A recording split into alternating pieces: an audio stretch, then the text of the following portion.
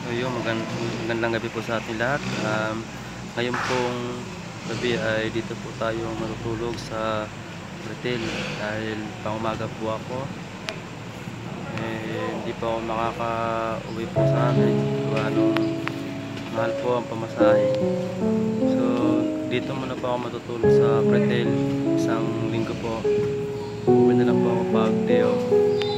Kasi kung uuwi ka, pamasahe guys, ang mahal, sobrang mahal. 100 po ang isang tao. Kaya dito na tayo mag-stay sa Pretel. At dito na matutulog na rin po. So guys, napakita ko po sa inyo kung saan pa ako matutulog. Guys, ayan po, may mga nakapista po. Guys, sobrang